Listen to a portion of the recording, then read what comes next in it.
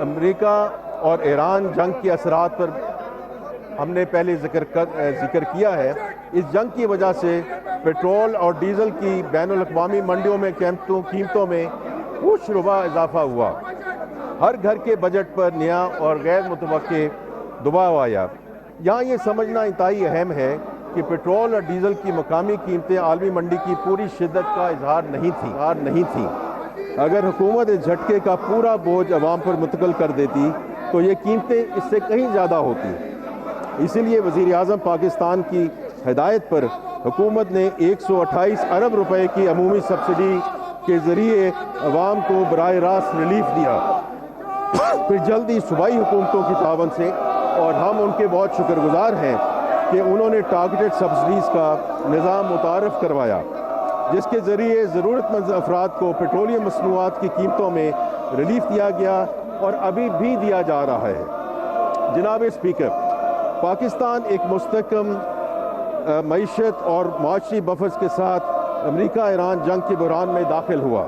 اس بحران میں جہاں خطے اور دنیا کے دیگر کئی ممالک میں ایندھن کی قلت، پیٹرول پمپس پر لمبی قطاریں اور ایکسچینج ریٹ میں گراوٹ دیکھی گئی، اور ہم سے بہتر وسائل کے حامل بعض ملکوں کو عالمی مالیاتی اداروں کے پاس بھی جانا پڑا، وہاں پاکستان میں حکومت کے بروقت اور مدبرانہ فیصلوں اور مضبوط معاشی بفرز کی وجہ سے ایندھن کو کوئی قلت اور ریشننگ نہ ہوئی. نہ پیٹرول پمپس پہ قطاریں لگیں، نہ کوئی امن و امان کا مسئلہ پیدا ہوا، اور نہ ہی ایکسچینج ریٹ متاثر ہوا. بلکہ اس بحران کے دوران فچ ریٹنگ ایجنسی نے پاکستان کی ریٹنگ کو مستحکم قرار دیا. جناب اسپیکر، ہمیں اس حوالے سے عوام کو پیش آنے والی مشکلات کا ادراک ہے. اس کے ساتھ ہی حکومت بین الاقوامی مارکیٹ میں تیل کی قیمتوں میں کمی کا فائدہ عوام کو منتقل کر رہی ہے. جناب اسپیکر، یہ موجودہ حکومت کا تیسرا بجٹ ہے، لہٰذا میں ضروری سمجھتا ہوں کہ تقریر کے آغاز میں پچھلے 2 سالوں کے سفر کا مختصر احاطہ کرتا چلوں. ہم نے یہ سفر ایک مشکل مقام سے شروع کیا. وزیر اعظم پاکستان کی قیادت میں موجودہ حکومت نے انتھک محنت سے حالات پر قابو پایا ہے اور کئی اہم اور دور رس نتائج کی حامل معاشی کامیابیاں حاصل کی ہیں. 2 درج ذیل ہیں. اللہ تعالیٰ کے فضل و کرم سے موجودہ مالی سال میں سیلاب سے ہونے والے نقصانات اور امریکہ ایران جنگ کے باوجود ہماری معاشی شرح نمو 3.7% تک پہنچ چکی ہے. ہماری بڑی صنعتوں کی پیداوار صلاحیت بڑھ رہی ہے. اس مالی سال میں لارج اسکیل مینوفیکچرنگ کی شرح نمو 6.1% تک رہی ہے، جبکہ خدمات کے شعبے میں 4.1% شرح نمو سامنے آئی ہے. ایل ایس ایم اور خدمات کی شعبوں کی شرح نمو پچھلے 4 سالوں کی بلند ترین سطح پر ہے. الحمدللہ ہماری معیشت کا حجم 452 ارب ڈالر تک پہنچ چکا ہے، جو ہماری معیشت کا ایک نیا سنگ میل ہے. جی ڈی پی کے حجم میں اضافے کی وجہ سے ہماری فی کس آمدن پچھلے سال کے 1,751 ڈالر سے بڑھ کر 1,901 ڈالر ہو گئی ہے. پچھلے 2 سالوں میں پالیسی ریٹ میں تاریخی کمی واقع ہوئی اور یہ شرح 22% سے کم ہو کر 11.5% پر آ گئی ہے. ہمارے زر معدنیات کے ذخائر میں بھی نمایاں بہتری آئی ہے.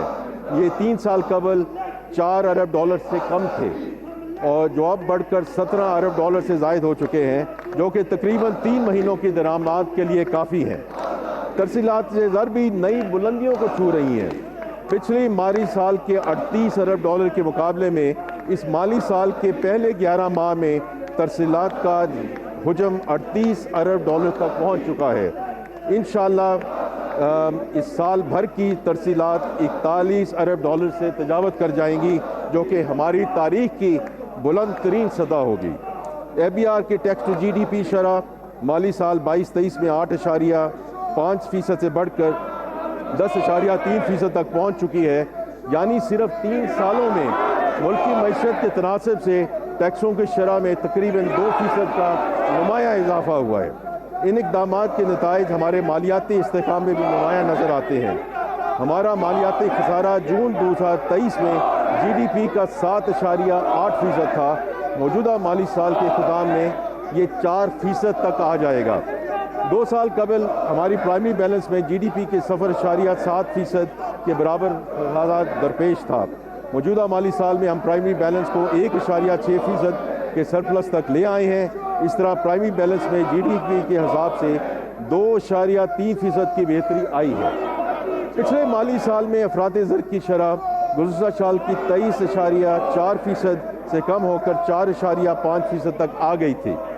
موجودہ سال کے دوران بھی ایران امریکہ جنگ کے باوجود بھی مہنگائی کی اوسط شرح تقریباً 7% رہنے کی توقع ہے، جو کہ موجودہ مالی سال کے تخمینہ 7.5% سے کم ہے۔ حالیہ مہینوں میں افراط زر کی شرح میں اضافہ ہوا ہے، جس کی بنیادی وجہ مشرق وسطیٰ کی کشمکش ہے۔ انشاءاللہ جنگ کے بادل چھٹے تو مہنگائی کی شرح بھی کم ہو جائے گی۔ ہمارے معاشی اور مالیاتی استحکام کی وجہ سے ہماری معیشت پر عالمی ترقیاتی اور مالیاتی اداروں کا اعتماد بڑھا ہے، اور دنیا کی بڑی ریٹنگ ایجنسی موڈیز، فچ اور S&P نے پاکستان کی ریٹنگز کو اپ گریڈ کیا، جس سے ہماری کریڈٹ ریٹنگ مستحکم ہوئی۔ جناب اسپیکر، اسی اعتماد کا نتیجہ ہے کہ پاکستان 2022 کے بعد پہلی مرتبہ بین الاقوامی بانڈ مارکیٹ میں واپس آیا۔ 4 سال میں پاکستان نے پہلی مرتبہ $750 ملین یورو بانڈ کا کامیابی سے اجرا کیا۔ عالمی غیر یقینی صورتحال کے باوجود ہماری بانڈز کی طلب مستحکم رہی۔ اس کا تسلسل ہمیں پچھلے ماہ نظر آیا، جب پاکستان نے پاک چین سفارتی تعلقات کی 75ویں سالگرہ کے موقع پر ملک کی تاریخ کا پہلا پینڈا بانڈ جاری کیا، جس کی مانگ ہماری پیشکش سے 5 گنا زیادہ تھی۔ یہ 2.5% مارک پر جاری کیا گیا۔ اس طرح پاکستان دنیا کے دوسرے بڑی معاشی نظام کا حصہ بن گیا۔ جناب اسپیکر، معاشی بہتری کے پاکستان اسٹاک ایکسچینج پہ بھی مثبت اثرات مرتب ہوئے ہیں۔ اس بہتری کے پیچھے پاکستان کے کارپوریٹ شعبے کی بہتر کارکردگی ہے۔ کارپوریٹ شعبے نے جنوری مارچ 2026 میں پچھلے سال کے اسی عرصہ کے مقابلے میں 22% زیادہ منافع حاصل کیا، جبکہ موجودہ مالی سال کے پہلے 9 ماہ میں یہ منافع 9% رہا ہے۔ اس کے ساتھ ساتھ پاکستان اسٹاک ایکسچینج میں سرمایہ کاروں کی تعداد میں پچھلے 1 سال میں 1,73,000 نئے سرمایہ کاروں کا ریکارڈ اضافہ ہوا ہے۔ خوشائن بات یہ ہے کہ نئے سرمایہ کاروں میں ایک بڑی تعداد نوجوانوں پر مشتمل ہے۔ اس سال میں اب تک 11 IPOs کا اجرا ہو چکا ہے، جو کہ پچھلی 2 دہائیوں میں ایک سال میں سب سے زیادہ تعداد ہے۔ اسی طرح SEC پہ میں 39,000 نئی کمپنیوں کا اندراج ہوا ہے۔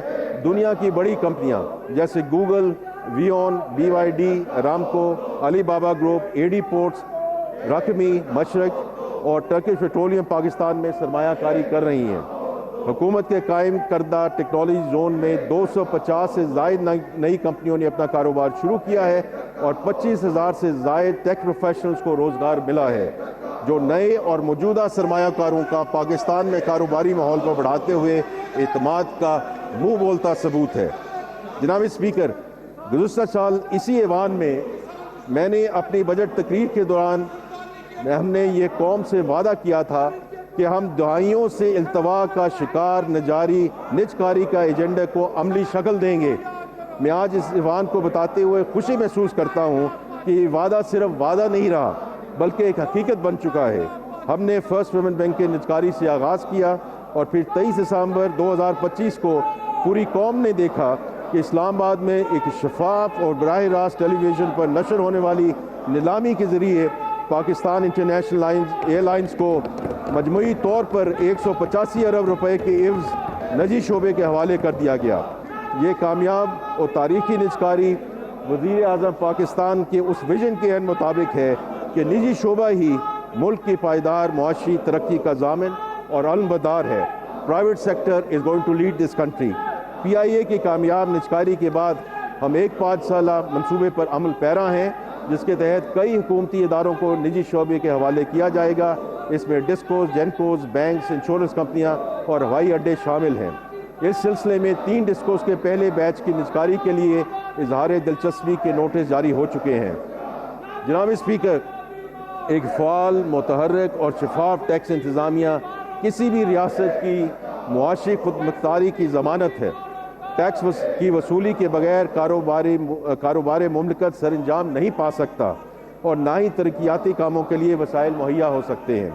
اس لیے ایف بی آر میں جامع اور وسیع تر اصلاحات جاری و ساری ہیں۔